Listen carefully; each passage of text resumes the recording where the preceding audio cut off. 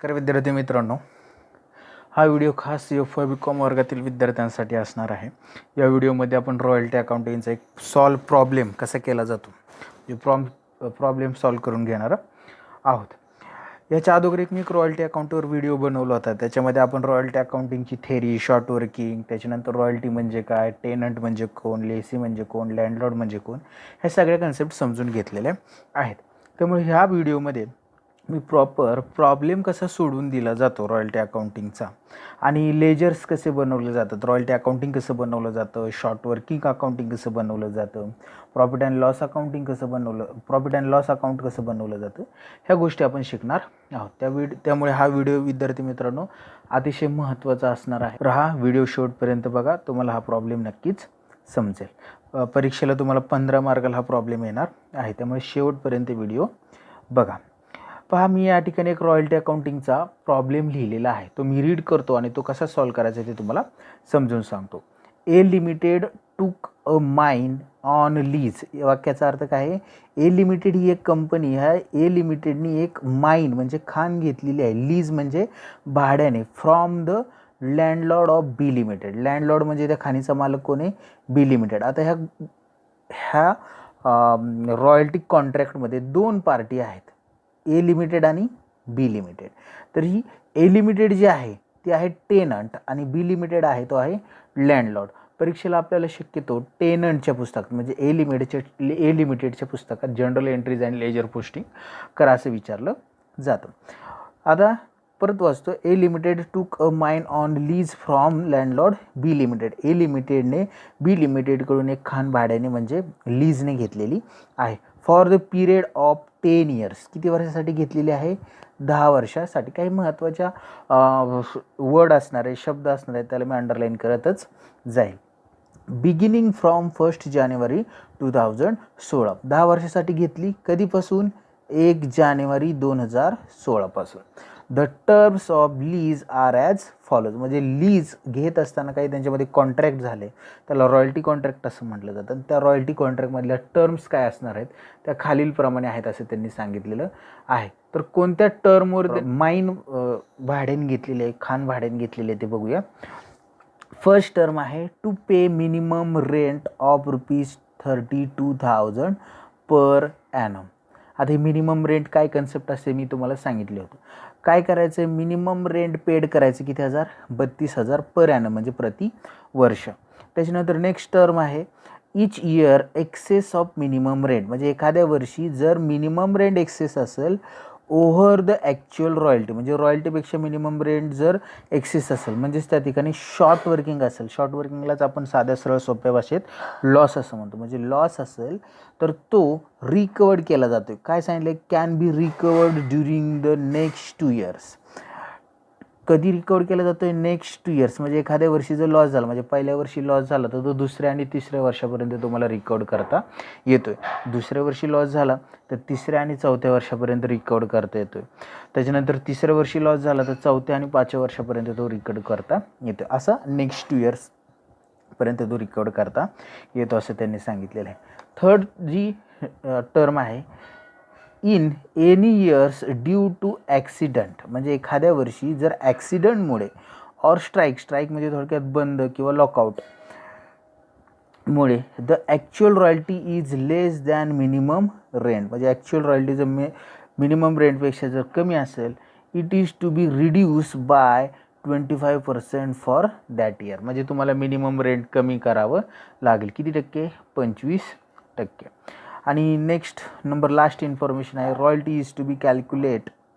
इथे 25%ला अंडरलाईन करतो. Royalty to be calculate 0. Rupees पाहिजे तर ॲट ₹0.75 पर टन. 0.75 म्हणजे 75 पैसे पर टन जे उत्पन्न निघेल त्याच्यावर तुम्हाला रॉयल्टी द्यायची आहे. म्हणजे आहे आपला रॉयल्टी रेट. आणि द कोल राईज म्हणजे आता ही कोळशाची खाण आहे. Coal rise in the first 4 years are as follows. म्हणजे खाणीमधून किती कोळसा उत्पन्न झालेला पहिल्या 4 वर्षामध्ये ते त्यांनी दिलेलं आहे. बघा 2016 साली इयर आणि आउटपुट म्हणजे किती निघला आहे तो टनमध्ये दिलेला आहे आपल्याला. त्या टन्समध्ये इन्फॉर्मेशन आहे. इयर 2016 24,000 रुपये 2017, 32,000 रुपये 2018, 56,000 रुपये आणि 2019. 2019 या वर्षी स्ट्राईक फॉर 3 मंथ, म्हणजे त्या वर्षी 3 महिने ती कोल माईन काय होती, बंद होती, म्हणजे कोळशेज खाण बंद होती आणि 40,000चा तिथं कोळसा 40 टनचा कोळसा त्यांनी उत्पन्न केलेला आहे. Pass necessary journal entries and prepare relevant ledger account in the books of A limited. हे खूप महत्त्वाचं आहे. कोणाच्या पुस्तकात करायचं आहे?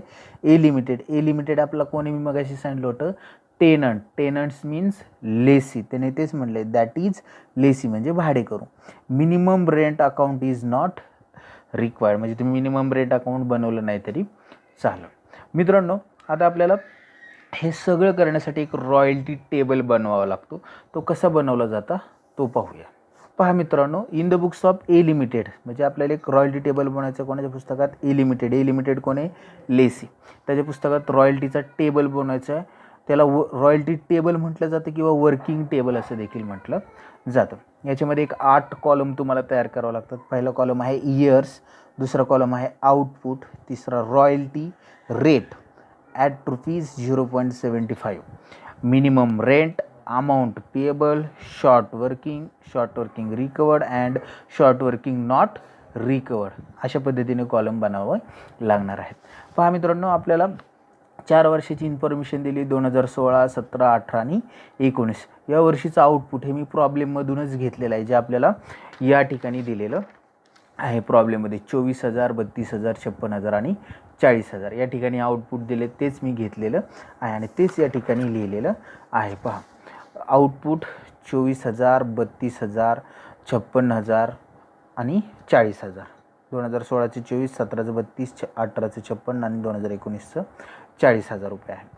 आता रॉयल्टीचा रेट दिला आहे त्यांनी आपल्याला, लास्ट इन्फॉर्मेशनमध्ये दिलं होतं या ठिकाणी. पहा, royalty is to be calculate at 0.5 per ton, म्हणजे 0.5 पर टनने आपल्याला ती कॅल्क्युलेट करायची आहे. तोच रेट आपण या ठिकाणी लिहिलेला आहे आणि त्या पद्धतीने घेतलेला आहे. आउटपुट लिहून घेतलं, रॉयल्टी ॲट ₹0.75 पर टन. 24,000 गुणुले 0.75 केलं तर 18,000 येतं. 32,000 आउटपुट आहे, रॉयल्टीचा रेट आहे 0.75. 32,000 गुणुले 0.75, 24,000 रुपये आउटपुट येतं. त्याच्यानंतर 56,000 थर्ड इयरला आउटपुट आहे, 0.75 केलं तर किती येते? 42,000. आणि 40,000 लास्ट इयरला आउटपुट आहे, त्याला 0.75 केलं तर किती येईल? 30,000 रुपये. हा रॉयल्टी कॉलम तयार झाला. मिनिमम रेंट काय करायचं आहे आपल्याला? प्रत्येक वर्षी किती द्यायचं आहे? 32,000. पण ज्या वर्षी लॉकआउट किंवा स्ट्राईक असेल त्या वर्षी 25% रिड्यूस करायचा आहे. कुठे इन्फॉर्मेशन दिली प्रॉब्लेममध्ये बघूया. पहा, प्रॉब्लेममध्ये काय सांगितलं आहे त्यांनी? फर्स्ट इन्फॉर्मेशनमध्ये सांगितलेलं आहे. काय सांगितले? To pay minimum rent of ₹32,000 per annum. किती रुपये द्यायचा मिनिमम रेंट? 32,000. आणि इन्फॉर्मेशनमध्ये काय सांगितलं? जर एखाद्या वर्षी ॲक्सिडेंट असेल किंवा स्ट्राईक असेल तर मिनिमम रेंट 25% काय करायचं आहे? रिड्यूस करायचा आहे. 32,000 प्रत्येक वर्षी द्यायचं आहे. ॲक्सिडेंट किंवा स्ट्राईकमुळे जर बंद राहिली खाण तर 25% रिड्यूस करायचं. पहा मित्रांनो, आपण मिनिमम रेंट पहिल्या वर्षी 32,000, दुसऱ्या वर्षी 32,000, तिसऱ्या वर्षी 32,000, चौथ्या वर्षी स्ट्राईक आहे. ही स्ट्राईक कुठं दिली इन्फॉर्मेशन आपल्याला? या ठिकाणी बघा, 2019 साली स्ट्राईक फॉर 3 मंथ. त्या वर्षी 32,000 द्यायचे आहेत, पण आपल्याला रिड्यूस किती करावं लागेल? 25%. या ठिकाणी रिड्यूस 25%. 32,000च्या 25% काढले तर किती येतील? ते 8,000 येतील. 32,000तनं 8,000 जर रिड्यूस केले तर आपल्याला किती मिनिमम रेंट द्यावं लागेल? 24,000. म्हणून या ठिकाणी काय लिहिलं आहे? 24,000 लिहिलेलं आहे. आता मित्रांनो, हा जो अमाऊंट पेएबलचा कॉलम आहे ना, हा मी थोडा वेळ काय करतो? हाईड करतो, म्हणजे तुमच्या लक्षात येईल की मला काय करायचं आहे. आता मला हा शॉर्ट वर्किंगचा कॉलम तयार करायचा अगोदर. शॉर्ट वर्किंगचा कॉलम तयार करण्यासाठी शॉर्ट वर्किंगचा एक फॉर्म्युला आहे. Short working is equal to royalty minus minimum rent. Royalty minus minimum rent. बघा, आता रॉयल्टीचं कॉलम आहे पहिल्या वर्षी आणि मिनिमम रेंट आहे 32,000. म्हणजे रॉयल्टीचे पहिल्या वर्षी जी अमाऊंट आहे 18,000, त्यातनं 32,000 वजा केले तर किती येईल? वजा 14,000. म्हणजे काय? मायनसचं साईन दिलं आहे, कारण की या ठिकाणी लॉस आहे, म्हणजे ते शॉर्ट वर्किंग आहे. 24,000 वजा 32,000, 24मधनं 32 गेलं -8,000, म्हणजेच काय? शॉर्ट वर्किंग आहे. 42,000 वजा 32,000. आता या ठिकाणी प्लस किती येतील 10,000 म्हणजे शॉर्ट वर्किंग नाही तर काय सरप्लस आहे तिसऱ्या वर्षी 10,000चं. आणि लास्ट इयरला 4th इयरला 30,000 वजा 24,000 प्लस येतील 6,000. प्लस म्हणजेच काय सरप्लस आहे 6,000 रुपये. आता बघा आपल्याला काय सांगितलं होतं की शॉर्ट वर्किंग ज्या वर्षी येईल तुमचं म्हणजे ज्या वर्षी लॉस असेल म्हणजे पहिल्या वर्षी आहे दुसऱ्या वर्षी आहे हा लॉस एखाद्या वर्षीचा तुम्हाला त्याच्यानंतरच्या 2 वर्षामध्ये भरून काढता येतो. म्हणजे 2016 साली तुम्हाला लॉस आहे 14,000. त्याच्यानंतरच्या 2 वर्षामध्ये 2016 वर्षी सोडलं तर 17 आणि 18मध्ये तुम्हाला काय करता येतो तो भरून काढता. इथे ही इन्फॉर्मेशन कुठं दिली प्रॉब्लेममध्ये तर ते पण सांगतो पहा.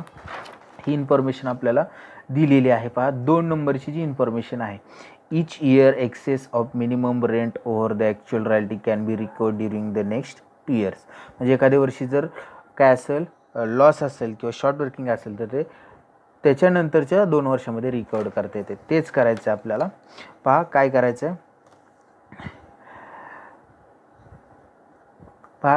आहे पहिल्या वर्षी 14,000 रुपये काय आहे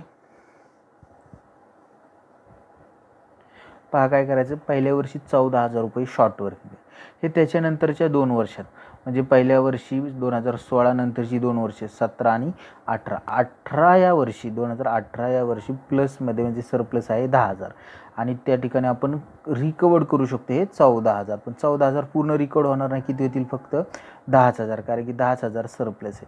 मग 14,000तनं 10,000 रिकवर्ड झाले म्हणून आपण शॉर्ट वर्किंग रिकवर्ड कॉलममध्ये 2018 साली 2016च्या नंतरच्या 2 वर्ष म्हणजे 2018 साली 10,000 लिहिले. 14मधनं 10,000 रिकवर्ड झाले अनरिकवर्ड राहतील 4,000. परत सांगतो 14,000 शॉर्ट वर्किंग होतं लॉस होता तो त्याच्यानंतरच्या 2 वर्षात रिकवर्ड करता येतो 1 आणि 2 म्हणजे त्याच्यानंतरच्या 2 वर्ष म्हणजे इथं का रिकवर्ड केलं नाही तर इथं काय आहे ऑलरेडी लॉसच आहे. शॉर्ट वर्किंगचे दुसऱ्या वर्षी 8,000 त्यामुळे इथं रिकवर्ड करू शकत नाही. तिसऱ्या वर्षी 10,000 रुपये आपल्याला सरप्लस आहे. 14,000 लॉस आहे 14 रिकवर्ड होऊ शकत नाही फक्त 10 होतात म्हणून 10,000 रिकवर्ड कॉलममध्ये लिहिले. 14मधनं 10 रिकवर्ड झाले राहिले 4 ते अनरिकवर्डमध्ये लिहिले. त्याच्यानंतर दुसरं वर्ष 2017 ह्या वर्षी 8,000 रुपये काय लॉस आहे. त्याच्यानंतरची 2 वर्ष त्याच्यानंतरचं बघा 2018 नंतरचं एक 17 पहिलं वर्ष आणि 2017 नंतर 2018 पहिलं वर्ष आणि 2019 दुसरं वर्ष. 2018 साली आपण ऑलरेडी 2016चा लॉस रिकॉर्ड केला आहे 10,000 त्यामुळे या ठिकाणी रिकॉर्ड करू शकत नाही. 2019 साली सरप्लस आहे बघा 9,000 रुपये. हा 9,000 रुपये आपण सरप्लस आहे 6,000 रुपये. हा 6,000 रुपये आपण रिकॉर्ड करू शकतो. 8,000 रुपये शॉर्ट वर्किंगमधनं 6,000 रुपये आपण 2019 साली जर रिकॉर्ड केले तर 2,000 रुपये काय जातील अनरिकॉर्ड कॉलममध्ये जातील. आता अमाऊंट पेएबलचा कॉलम तयार करत असताना 3 कॉलम लक्षात घ्यायचे मित्रांनो. पहिल्यांदा काय घ्यायचा रॉयल्टी आणि मिनिमम रेंट आणि शॉर्ट वर्किंग रिकवर्ड हा कॉलम लक्षात घ्यायचा. पहा रॉयल्टी मिनिमम रेंट आणि शॉर्ट वर्किंग रिकवर्ड. रॉयल्टी आणि मिनिमम रेंटमध्ये कंपॅरिझन करायचं. रॉयल्टी आणि मिनिमम रेंट या दोनपैकी मोठी अमाऊंट पहिल्या वर्षी बघा रॉयल्टी 18,000 मिनिमम रेंट 32,000 दोनपैकी मोठी कोणती 32,000 म्हणून आपण काय करणार 32,000 देणार पण देत असताना शॉर्ट वर्किंग रिकॉर्ड कॉलममध्ये काय अमाऊंट आहे का बघायची नाही म्हणजे डायरेक्ट आपण पहिल्या वर्षी 32,000 अमाऊंट पेएबलमध्ये लिहिणार. दुसऱ्या वर्षी पहा 24,000 आणि 32,000 दोनपैकी कंपॅरिझन केल्यावर मोठी कोणती 32,000 देणार परंतु रिकॉर्डमध्ये काय आहे का नाही म्हणजे डायरेक्ट 32,000 लिहिणार. तिसऱ्या वर्षी 42,000 आणि 32,000 दोनपैकी कंपॅरिझन केलं तर कोणती मोठी 42,000 42 देणार परंतु रिकवर्ड कॉलममध्ये काय अमाऊंट आहे का आहे किती 10,000 म्हणजे 42 मध्ये ही रिकवर्डमधली 10,000 वजा केली तर किती देणार आपण तिसऱ्या वर्षी 32,000 देणार. आणि पहा शेवटच्या वर्षी 30,000 आणि 24,000 कोणती मोठी 30,000 मोठी आहे पण जर रिकॉर्डमध्ये काय आहे का बघायचं आहे किती 6,000 30मधनं 6 गेले तर चौथ्या वर्षी अमाऊंट पेएबल म्हणून किती देणार 24,000. आता मित्रांनो एक गोष्ट लक्षात घ्या की आपण प्रॉब्लेम मस्तपैकी समजून घेतलेला आहे. आता आपल्याला general entries in the books of tenant करायचे आहेत आणि त्याचबरोबर लेजर पोस्टिंग कसं केलं जातं ते सुद्धा शिकायचं आहे. तर जनरल एंट्री पाहूया कशा करायच्या. पहा मित्रांनो हा जनरल एंट्रीचा फॉर्मॅट असतो date particular LF debit rupees, credit rupees. आणि आपल्याला कोणाची पुस्तकं जनरल एंट्री करायच्या आहेत? लेसी म्हणजे टेनंटच्या. म्हणून journal entries in the books of A limited that is lessee. बरोबर. आता पहिली जनरल एंट्री जी असते ती असते रॉयल्टी पेएबलची. पहिली जनरल एंट्री कोणती असते? रॉयल्टी पेएबलची. आता ही जनरल एंट्री कोणत्या कॉलमवर डिपेंडेड असते? तर ही जनरल एंट्री जी असते ती मी तुम्हाला, ह्या जनरल एंट्री कशा केल्या जातात त्याची थिअरीचा एक व्हिडिओ पाठवलेला आहे. तो जर तुम्ही प्रॉपर बघितला तर तुम्हाला जनरल एंट्रीसुद्धा समजून जाते. ह्या रॉयल्टी टेबलवरून आपल्याला जनरल एंट्री बनवावी लागतात. आता पहा जनरल एंट्री कशी बनवायची? तर रॉयल्टी अकाउंट डेबिट, त्याच्यानंतर शॉर्ट वर्किंगला डेबिट द्यावं लागतं किंवा क्रेडिट द्यावं लागतं. म्हणजे चेंज फक्त शॉर्ट वर्किंगमध्येच होतं. Royalty account debit, short working account debit किंवा टू शॉर्ट वर्किंग असं लिहावं लागतं. ते डेबिट किंवा क्रेडिट कधी द्यायचं ते ह्या रॉयल्टी टेबलवरनं ठरतं. आणि टू लँडलॉर्डला नेहमी क्रेडिट द्यावं लागतं. पहिली जनरल एंट्री आहे रॉयल्टी पेएबलची. ह्या रॉयल्टी पेएबलच्या जनरल एंट्रीमध्ये रॉयल्टीला डेबिट, शॉर्ट वर्किंगला डेबिट किंवा क्रेडिट द्यावं लागतं. ते रॉयल्टी टेबलच्या अमाऊंटवरनं ठरतं. आणि कशी करणार ते पहा. रॉयल्टीमध्ये आपलं आता जनरल एंट्री कशी करणार? Royalty account debit, short working account debit. पहा मग जनरल एंट्री केली royalty account debit. Royalty account debit म्हटल्याने 18,000 लिहिले. रॉयल्टी हा शब्द तुमच्या जनरल एंट्रीमध्ये आला की तुमच्या जो रॉयल्टी टेबल जो आहे त्यातली रॉयल्टी कॉलम बघायचा आणि पहिल्या वर्षीची अमाऊंट आहे. बरोबर ना? 18,000. जनरल एंट्री ही नेहमी पहिल्या जे वर्ष असेल त्या वर्षाची शेवटची तारीख म्हणजे 31/12/2016. पहिलं वर्ष काय? 2016. त्याची शेवटची तारीख 31/12/2016. याच वर्षीची या वर्षाची शेवटची तारीख असते ती. त्याच्यामध्ये royalty account debit, short working account debit. आता शॉर्ट वर्किंगला डेबिट कधी द्यायचं हे मी तुम्हाला सांगितलं होतं. ज्या वेळेस, बघा मी परत सांगतो, ज्या वेळेस शॉर्ट वर्किंग कॉलममध्ये मायनसमध्ये अमाऊंट असेल आणि शॉर्ट वर्किंग रिकॉर्ड कॉलममध्ये काहीच अमाऊंट नसेल त्यावेळेस शॉर्ट वर्किंगला पहिल्या म्हणजे रॉयल्टी पेएबलच्या जनरल एंट्रीमध्ये डेबिट द्यायचं. तेच आहे बघा. पहिल्या वर्षी मायनसमध्ये अमाऊंट आहे आणि रिकॉर्ड कॉलममध्ये कोणती अमाऊंट आहे त्यामुळे शॉर्ट वर्किंगला आपण डेबिट देणार. आपली जनरल एंट्री काय होईल? रॉयल्टी अकाउंट डेबिट, रॉयल्टीच्या कॉलममधली 18,000 अमाऊंट लिहिली, 18,000. Short working account debit, short वर्किंगचा कॉलम बघितला 14,000, 14,000 लिहिलं. To B limited, B limited कोण आहे? आपला लँडलॉर्ड आहे. म्हणजे ज्यावेळेस जनरल एंट्रीमध्ये लँडलॉर्डचं नाव येईल, बी लिमिटेडचं नाव येईल, लँडलॉर्ड असेल त्यावेळेस अमाऊंट पेएबलचा कॉलम बघायचा. अमाऊंट पेएबलमध्ये किती? पहिल्या वर्षी 32,000. म्हणून त्याला किती लिहिलं आपण? क्रेडिट 32,000. आणि नॅरेशन बिईंग रॉयल्टी पेएबल. पहिली एंट्री परत सांगतो. रॉयल्टी अकाउंट डेबिट 18,000 रॉयल्टी कॉलममधली अमाऊंट लिहिली. त्याच्यानंतर short working account debit 14,000 short working कॉलममधली अमाऊंट लिहिली.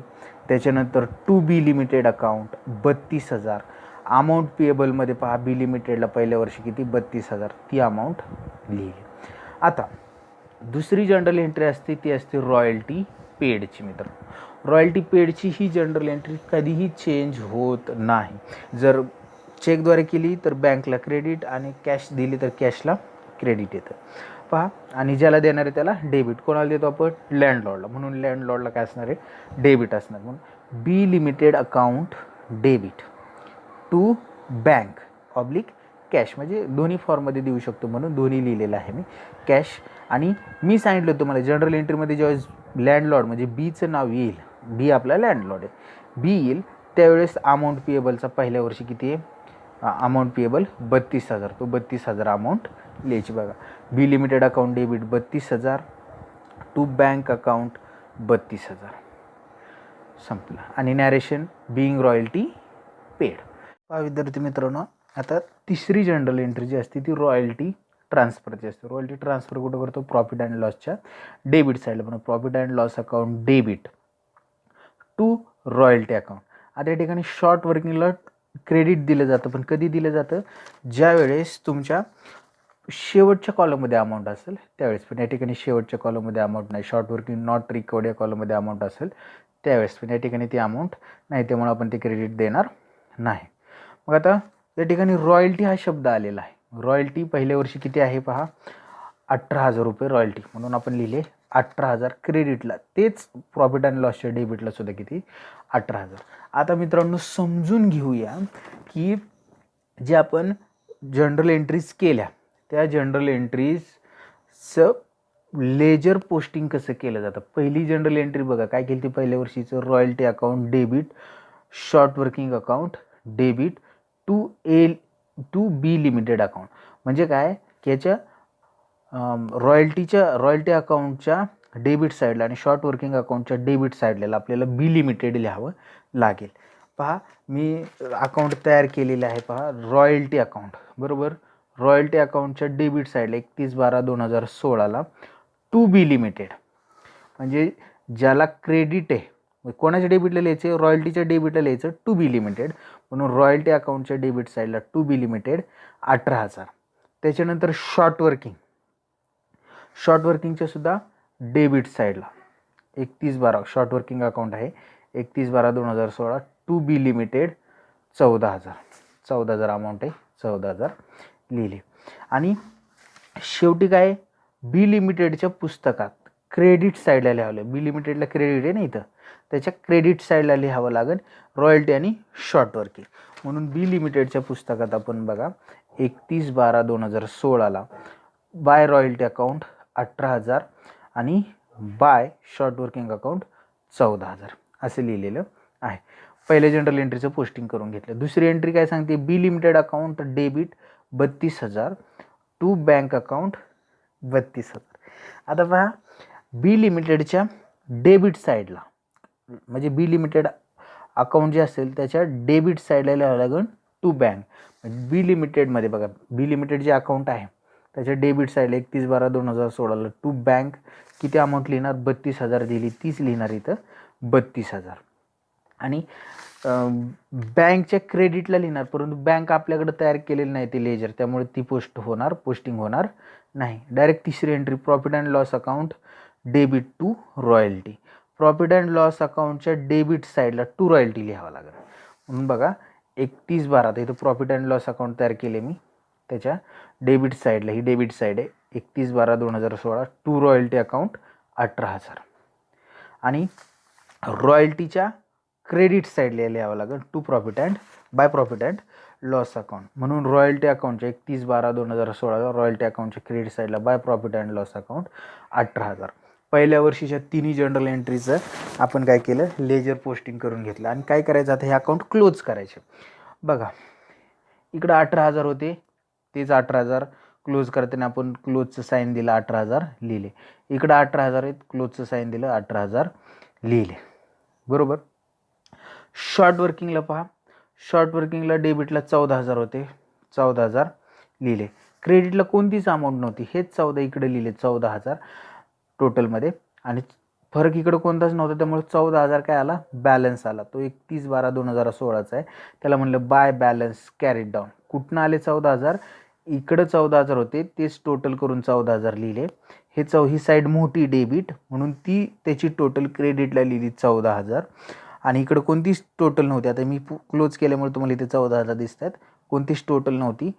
ह्या 14,000 कोणतीच टोटल नसल्यामुळे बॅलन्स किती आला इकडचा क्रेडिटचा 14,000 आणि त्याला दिलं 31/12/2016ला ह्या डेटला बाय बॅलन्स कॅरीड डाऊन. हा बॅलन्स काय होतो पुढल्या वर्षी कॅरी फॉरवर्ड होतो. हा क्रेडिटला तो कुठं जाईल डेबिटला. म्हणजेच काय हे क्रेडिटची अमाऊंट आपण एक पुढल्या वर्षीचं इथं 31/12/2016 ही लास्ट आहे. पुढल्या वर्षीची ओपनिंगची डेट काय असणार आहे 1/1/2017.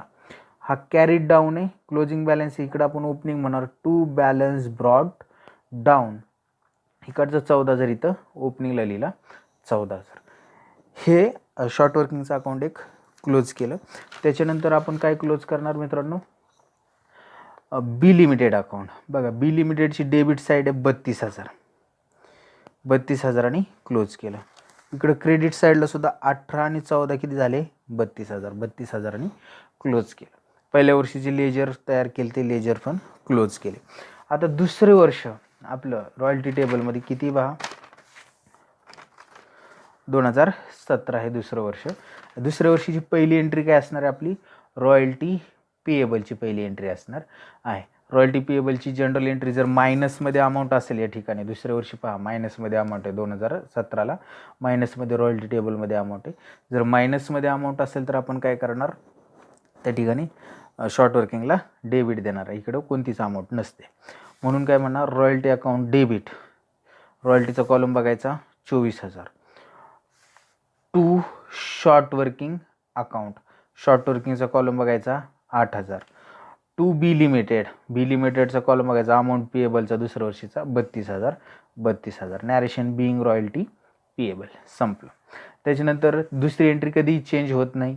आपण रॉयल्टी पेडची बँक किंवा कॅशद्वारे पेड करतो, आपण बँकेने पेड करतो असं असता गृहीत धरणार आहोत आणि बँकलाच काय देणार, क्रेडिट देणार.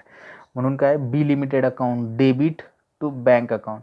ज्यावेळेस जनरल एंट्रीमध्ये बी म्हणजे लँडलॉर्डचं नाव येतं त्यावेळेस आपण कोणता कॉलम बघतो, अमाऊंट पेएबलचा दुसऱ्या वर्षी 32,000 म्हणून B limited account 32,000 to bank account 32,000. Narration being royalty paid. आणि तिसरी जनरल एंट्री रॉयल्टी ट्रान्सफरची, काय प्रॉफिट अँड लॉसला ट्रान्सफर करतो. या ठिकाणी शॉर्ट वर्किंगला क्रेडिट येतं, कधी येतं, ज्यावेळेस एखाद्या वर्षी शॉर्ट वर्किंग नॉट रिकॉर्ड कॉलममध्ये अमाऊंट असेल. आपलं दुसरं वर्षी इथं अमाऊंट आहे का नॉट रिकॉर्ड कॉलममध्ये, नाही, या 2 नंबरच्या कॉलममध्ये अमाऊंट नाही, त्यामुळे क्रेडिट येणार नाही.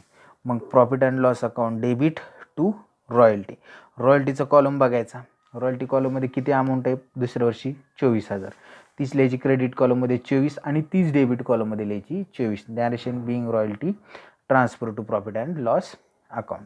आता याचं लेजर पोस्टिंग, पहिल्या जनरल एंट्रीचं बघू. पहिल्या जनरल एंट्री काय, royalty account debit short working account debit to B limited.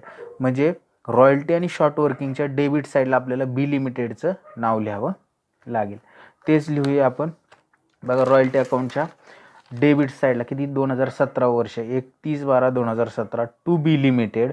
Royalty अकाउंटच्या डेबिट साईडला लिहितो, रॉयल्टी अकाउंटला कितीने डेबिट दिले, 24,000ने, अमाऊंट लिहिली 24,000. त्याच्यानंतर शॉर्ट वर्किंगच्या सुद्धा डेबिट साईडला 2017 वर्षे 2017 31/12/2017 टू बी लिमिटेड. कितीचं आहे शॉर्ट वर्किंगला डेबिट, पहा 8,000चं डेबिट आहे शॉर्ट वर्किंगला, तेच लिहिले आपण 8,000चं डेबिट या ठिकाणी. आणि नंतर कोणाच्या क्रेडिटला लिहावं लागेल, बी लिमिटेडच्या क्रेडिट साईडला रॉयल्टी आणि शॉर्ट वर्किंग. म्हणून बी लिमिटेड अकाउंटच्या क्रेडिट साईडला पहा 31/12/2017 बाय रॉयल्टी 24,000 या ठिकाणची, 24 इथे लिहिली 24,000 आणि बाय शॉर्ट वर्किंग हे 8,000 या ठिकाणी लिहिली. तर तारीख लिहूया 31/12/2017. पहिले जनरल एंट्रीचं पोस्टिंग झालं. दुसरी जनरल एंट्री काय सांगते, बी लिमिटेड अकाउंटच्या डेबिट साईडला 32,000 लिहा. कोणत्या नावाने लिहिणार, टू बँक या नावाने लिहिणार. म्हणून बी लिमिटेड अकाउंटच्या 31/12/2017ला टू बँक 32,000. कॅश अकाउंट तयार 32,000. कॅश अकाउंट तयार केलेलं नाही, कॅश अकाउंटच्या क्रेडिटला हे पोस्टिंग जाणार नाही. आणि तिसरी जनरल एंट्री काय सांगते बघा, प्रॉफिट अँड लॉस अकाउंटच्या डेबिटला 24,000 लिहा आणि रॉयल्टीच्या क्रेडिटला 24,000. प्रॉफिट अँड लॉसच्या डेबिट साईडला 31/12/2017 टू रॉयल्टी लिहिणार 24,000 आणि रॉयल्टी अकाउंटच्या क्रेडिट साईडला 31/12/2017 प्रॉफिट अँड लॉस अकाउंट 24,000. आता रॉयल्टी, आता तिन्ही जे एंट्रीचं पोस्टिंग करून घेतलं, रॉयल्टी अकाउंट काय करायचं, क्लोज करायचं. कसं क्लोज करणार बघा, 31/12/2017ला इकडे 24,000 आहे, 24,000 टोटल घेतली 24,000 आणि इकडे सुद्धा काय 24,000, त्यामुळे 24,000ने काय झालं, क्लोज झालं. शॉर्ट वर्किंग बघा, ओपनिंग बॅलन्स होता 14,000 आणि आत्ताचा 8,000 नवीन बॅलन्स, 14 आणि 8 22,000. 22,000 आणि डेबिट साईड मोठी, तीच लिहिले क्रेडिटला 22,000. क्रेडिट साईडला कोणती अमाऊंट नव्हती त्यामुळे बॅलन्स आला 22,000, त्याला नाव दिलं बाय बॅलन्स कॅरी डाऊन. तो कॅरी फॉरवर्ड केला 2018 या साली. सुरुवातीची डेट म्हणजे ओपनिंगची date 1/1/2018 to balance brought down 22,000 बरोबर.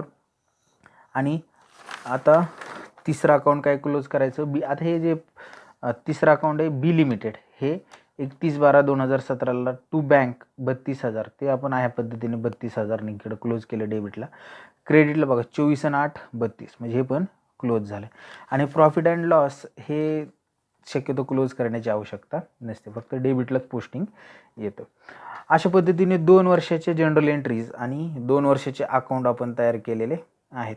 आता तिसरं वर्ष 2018 आहे. पहा मित्रांनो, तिसरं वर्ष 2018 आहे. त्या वर्षाच्या जनरल एंट्रीज करू.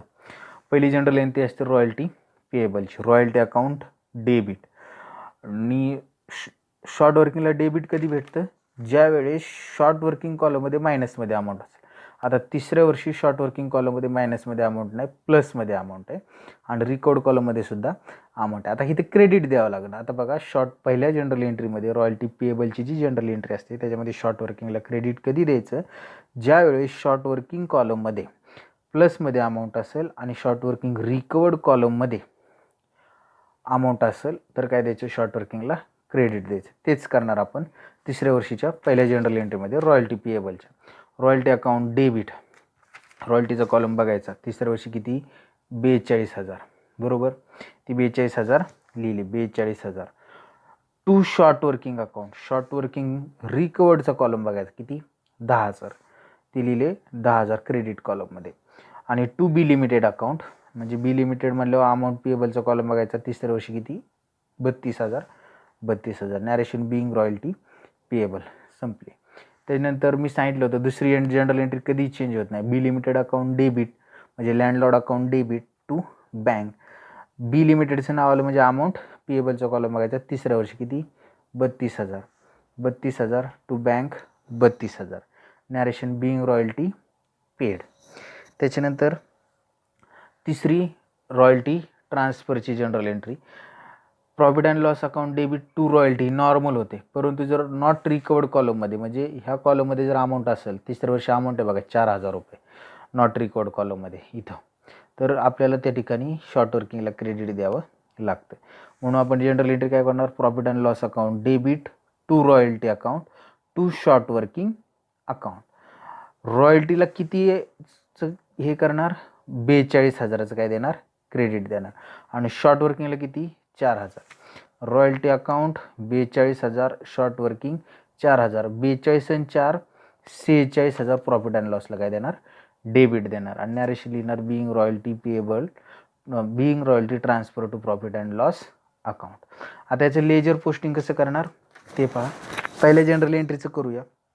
पहिली जनरल एंट्री काय सांगते? Royalty account debit to short working आणि टू बी लिमिटेड. म्हणजे रॉयल्टी अकाउंटच्या डेबिट साईडला शॉर्ट वर्किंग आणि बी लिमिटेड असं लिहा. मग आपण 2018 वर्षी 31/12/2018 पहा. 31/12/2018 रॉयल्टी अकाउंटचं debit side to short working 10,000, to B limited account 32,000. तेच लिहिले बघा. काय सांगितले? रॉयल्टी अकाउंटच्या डेबिट साईडला शॉर्ट वर्किंग आणि बी लिमिटेड 10 आणि 32 आहे. तेच रॉयल्टीच्या डेबिटला लिहिले 31/12/2018, 31/12/2018 to short working account 10,000, to B limited account 32,000. आणि कोणाच्या क्रेडिटला लिहावं लागेल? आता डेबिटला रॉयल्टीचं लिहिलं म्हणजे क्रेडिटला कोणाच्या? शॉर्ट वर्किंगच्या आणि बी लिमिटेडच्या. शॉर्ट वर्किंगच्या क्रेडिट साईडला, शॉर्ट वर्किंग अकाउंटच्या क्रेडिट साईडला 31/12/2018ला बाय रॉयल्टी अकाउंट. बरोबर, किती लिहिणार? शॉर्ट वर्किंगच्या अमाऊंट त्या ठिकाणी 10,000 आहे, 10,000 लिहिणार. आणि अजून बी लिमिटेडच्या क्रेडिट साईडला, बी लिमिटेडच्या क्रेडिट साईडला 31/12/2017 by royalty account, 31/12/2018 by royalty account. किती या क्रेडिट बघा? 32,000चं, 32,000 रुपये लिहिणार. पहिल्या जनरल एंट्रीचं पोस्टिंग संपलं. त्याच्यानंतर दुसरी journal entry B limited account debit to bank. B limited अकाउंटच्या डेबिट साईडला 31/12/2018ला B limited account debit side to bank account 32,000. Amount 32,000 होती, 32,000 लिहिले. आणि बँक अकाउंट आहे त्यामुळे बँक तयार केलेलं नाही, त्यामुळे तिथलं दुसरं पोस्टिंग जाणार नाही. प्रॉफिट अँड लॉस तिसरी journal entry royalty transfer profit and loss account debit side to royalty account to short working account. बघा आता प्रॉफिट अँड लॉस अकाउंटच्या डेबिट साईडला टू रॉयल्टी आणि टू शॉर्ट वर्किंग लिहावं लागेल. प्रॉफिट अँड लॉस अकाउंट आहे त्याच्या डेबिट साईडला 31/12/2018 टू रॉयल्टी अकाउंट 42,000 आणि 31/12/2018 टू शॉर्ट वर्किंग अकाउंट 4,000. आणि कोणाच्या क्रेडिटला लिहावं लागेल? रॉयल्टीच्या क्रेडिटला आणि शॉर्ट वर्किंगच्या क्रेडिटला. रॉयल्टीच्या क्रेडिट साईडला बघा, रॉयल्टीच्या क्रेडिटला 31/12/2018 bye profit and loss account 42,000 आणि शॉर्ट वर्किंगच्या क्रेडिट साईडला 31/12/2018 bye profit and loss account 4,000. संपला. तिसऱ्या वर्षीच्या जनरल एंट्री आणि लेजर पोस्टिंग संपलं. चौथं वर्ष लास्ट इयर पहा. लास्ट इयरला पहिली रॉयल्टी पेएबलची जनरल एंट्री करायची. रॉयल्टी टेबल बघायचा. त्याच्यासाठी रॉयल्टी टेबलमध्ये प्लसमध्ये अमाऊंट आहे लास्ट इयरला आणि इकडं अमाऊंट आहे, म्हणजे शॉर्ट वर्किंगला क्रेडिट द्यावं लागेल. म्हणून journal entry royalty account debit to short working to B limited. Royalty account debit म्हणजे रॉयल्टी कॉलममध्ये किती अमाऊंट आहे? 30,000. म्हणून डेबिट किती लिहिलं? 30,000. टू शॉर्ट वर्किंग रिकॉर्ड कॉलममध्ये किती अमाऊंट आहे? 6,000. शॉर्ट वर्किंगला किती लिहिले? 6,000. आणि to B limited account amount पेएबलला शेवटच्या वर्षी किती? 24,000 लिहिलं. Narration being royalty payable. त्याच्यानंतर 31/12/2018 रॉयल्टी पेडची general entry B limited account debit to bank. ही चेंज होत नाही, मी तुम्हाला सांगितलं होतं. Being royalty paid. आता बी लिमिटेड म्हटल्यावर आपल्याला amount payable 24,000 B limited account debit 24 to bank 24. आणि लास्ट ट्रान्सफर शेवटच्या कॉलममध्ये अमाऊंट आहे का बघायचं. आहे, म्हणजे शॉर्ट वर्किंगला काय येणार? क्रेडिट येणार. म्हणून profit and loss account debit 32,000 to royalty account. आता हे 32,000 कधी लिहायचं? ह्या आधी 2 हे लिहून घ्यायचं आणि नंतर ह्याची अमाऊंट लिहायची असते, लक्षात राहू द्या. Profit and loss account debit to royalty. रॉयल्टीचा कॉलम बघायचा. किती रॉयल्टीच्या कॉलममध्ये? सगळ्यात शेवटी अमाऊंट 24,000. आपले 30,000 लिहिले. टू शॉर्ट वर्किंग शेवटच्या कॉलममध्ये किती अमाऊंट आहे? 2,000. म्हणून 2,000 लिहिले. 30 आणि 2 32. म्हणजे प्रॉफिट अँड लॉसला डेबिटचं किती बसणार? डेबिट किती बसणार? 32,000. आता याचं लेजर पोस्टिंग करून घेऊया. लेजर पोस्टिंग करत असताना बघा, पहिली जनरल एंट्री काय सांगते आपल्याला की रॉयल्टी अकाउंट डेबिट म्हणजे रॉयल्टी अकाउंटच्या डेबिट साईडला लिहा टू शॉर्ट वर्किंग अकाउंट आणि to B limited account. Royalty अकाउंटच्या डेबिट साईडला लिहिणार आपण शेवटच्या वर्षी पहा 31/12/2019ला टू शॉर्ट वर्किंग अकाउंट आणि to B limited account. Short working 6,000 आणि बी लिमिटेड किती? 24,000. आणि आता कोणाच्या क्रेडिटला लिहायचं? शॉर्ट वर्किंगच्या क्रेडिटला आणि बी लिमिटेडच्या क्रेडिटला. म्हणून शॉर्ट वर्किंगच्या क्रेडिट साईडला 31/12/2019 बाय रॉयल्टी अकाउंट 6,000 आणि 31/12/2019 bye royalty account 24,000.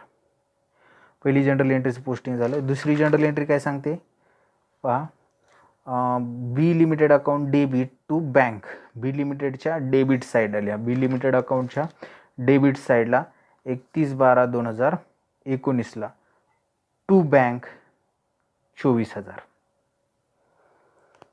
To bank 24,000. आणि कॅश अकाउंट तयार नाही, त्याच्यामुळे कॅशच्या आपण क्रेडिट किंवा डेबिटला लिहिणार नाही. ते क्रेडिटला लिहावं लागतं शक्यतो, त्यामुळे तिथे ते लिहिणार नाही. आणि लास्ट एंट्री काय सांगते? Profit and loss account debit to royalty account to short working account. म्हणजे प्रॉफिट अँड लॉसच्या डेबिट साईडला रॉयल्टी आणि शॉर्ट वर्किंग लिहा. मग आपण लिहिणार प्रॉफिट अँड लॉस अकाउंटच्या डेबिट साईडला 31/12/2019ला प्रॉफिट अँड लॉस अकाउंटच्या डेबिट साईडला to royalty account 30,000 to short working 2,000. रॉयल्टीच्या कुठे लिहावं लागणार आता? डेबिटला, सॉरी क्रेडिटला.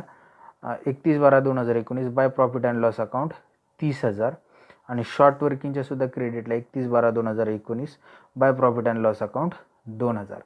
अकाउंट जर क्लोज केले शेवटच्या वर्षीचे तर पहा कसं क्लोज होईल. पहा 31/12/2019ला 6 आणि शॉर्ट वर्किंगचे 6 आणि बी लिमिटेडचे 24 टोटल आले 30. कशाला? रॉयल्टी अकाउंटचे. आणि प्रॉफिट अँड लॉसला ऑलरेडी क्रेडिट कितीचं आहे? 30चं, म्हणजे 30ने रॉयल्टी अकाउंट क्लोज होईल.